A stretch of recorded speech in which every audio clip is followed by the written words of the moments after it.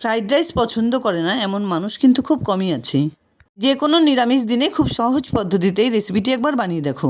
এখানে একটা বাটিতে 2 কাপ পরিমাণ বাসমতি চাল নিয়ে নিলাম, ওজনে প্রায় 600 গ্রাম। 2-3 বার পরিষ্কার জলে ধুয়ে নেওয়ার পর জল দিয়ে ভিজিয়ে 1 ঘন্টা মতো রেখে দিতে হবে। ভালো ফ্রাইড রাইস বানাতে গেলে চাল রেডি করে নেওয়াটা অত্যন্ত জরুরি। এবার কড়াইতে 1/2 কাপ পরিমাণ সাদা তেল দিয়ে তার সঙ্গে 1 টেবিল চামচ ঘি মিশিয়ে দিলাম।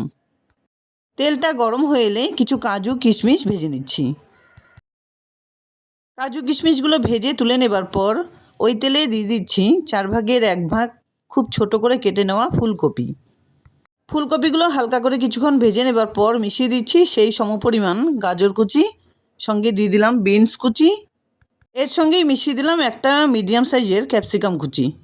দেখার সৌন্দর্যের জন্য বিনসগুলোকে অন্যান্য সবজির তুলনায় একটু টেরা করে কেটে নিয়েছি। 1 থেকে 1.5 মিনিট ধরে সবজিগুলোকে কিছুক্ষণ নাড়াচাড়া করে ভেজে নেবার পর মিশিয়ে দিলাম পরিমাণ মতো নুন, সঙ্গে 1 কাপ পরিমাণ মটরশুঁটি। আবারও কিছুক্ষণ নাড়াচাড়া করে এগুলোকে একটু কালার চেঞ্জ হয়ে আসা পর্যন্ত ভেজে নিতে হবে। এবার 7-8টা চেরা কাঁচা লঙ্কা মিশিয়ে দিয়ে সবজিগুলোকে আরেকটু নাড়াচাড়া করে তেল ছেঁকে তুলে নিচ্ছি। ফ্রাইড রাইসে বিটের ব্যবহার আমার খুব একটা ভালো লাগে না, যদি তোমাদের পছন্দ হয় অবশ্যই ব্যবহার করতে পারো। সমস্ত সবজিগুলো তুলে নেবার পর একটা বড় গামলাতে অর্ধেক গামলা জল নিয়ে দিয়ে দিলাম 2টো তেজপাতা, সঙ্গে কিছু গোটা গরম মশলা।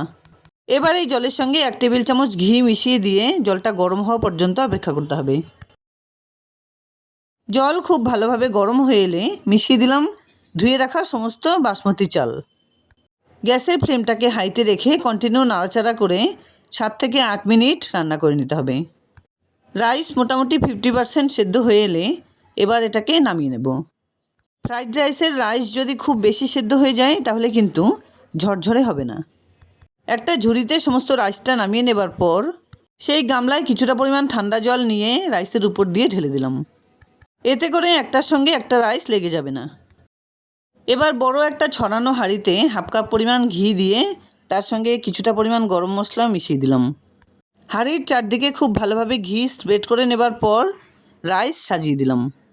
এবার এর উপর দিয়ে দিচ্ছি ভেজে রাখা সমস্ত সবজিগুলো, এর সঙ্গেই মিশিয়ে দেব কিছুটা পরিমাণ নুন আর চিনি। এবার গ্যাসের হিটটাকে একদম লোতে রেখে ঢেকে 4-5 মিনিট রান্না করে নিতে হবে। মাঝে একবার ঢাকনা সরিয়ে নাড়াচাড়া করে দিয়েছি। 4-5 মিনিট পর ঢাকনা নামিয়ে ভেজে রাখা ড্রাই ফ্রুটসগুলো মিশিয়ে দিলাম, সঙ্গে দিয়ে দিলাম 4-5টা এলাচ গুঁড়ো।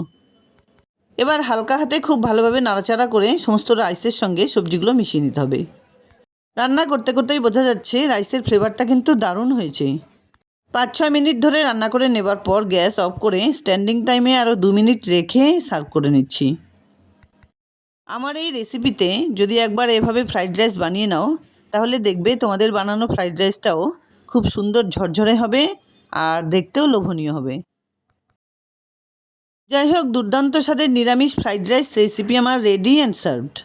আশা করছি বন্ধুরা আমার শেয়ার করা এই রেসিপিটি তোমাদের খুব পছন্দ হয়েছে। যদি এতটুকুও ভালো লেগে থাকে তাহলে প্লিজ ভিডিওটাকে একটা লাইক করো, শেয়ার করো ফ্যামিলি ফ্রেন্ডসদের সঙ্গে। আর এরকম নিত্য নতুন রেসিপি পাওয়ার জন্য প্লিজ চ্যানেলটাকে সাবস্ক্রাইব করে নিও।